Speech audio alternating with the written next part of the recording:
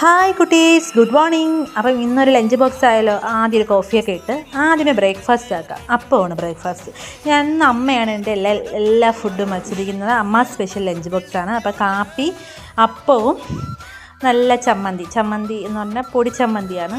തേങ്ങ ഒന്ന് മിക്സിയിൽ ഡ്രും അടിച്ച് ഒന്ന് കടുവറുത്തെടുക്കുന്നത്. ലഞ്ച് ബോക്സിലൊക്കെ ചൂട് ചോറ്, അമ്മ സ്പെഷ്യൽ ചൂര വറുത്തരച്ചതാണ്. നല്ല ടേസ്റ്റാണ്. അമ്മ വയ്ക്കുന്ന food is very very very very ഭയങ്കര ടേസ്റ്റാണ്. അപ്പം അങ്ങനെ അമ്മയുടെ സ്പെഷ്യൽ ചൂരക്കറിയാണ്, വറുത്തരച്ച് വെച്ച ചൂരക്കറി. അതെന്നത്തെ പോലെ നമ്മൾ സെപ്പറേറ്റ് ഒരു പാത്രത്തിലോട്ടാക്കി. ഞാൻ അതുകൊണ്ട് ഇന്ന് അമ്മയുള്ളതുകൊണ്ട് ഞാൻ ഭയങ്കര ലേസി ആയിരുന്നു. പയ്യെ എണീറ്റത്. അപ്പോഴേക്കും അമ്മ എല്ലാം റെഡിയാക്കി. എനിക്ക് ലഞ്ച് ബോക്സ് പാക്ക് ചെയ്താൽ മാത്രം മതിയായിരുന്നു. പിന്നെ അമ്മ ചീരത്തോരൻ വച്ചു. അപ്പോൾ സെപ്പറേറ്റ് കുറച്ച് ചീരത്തോരനും എടുത്തു.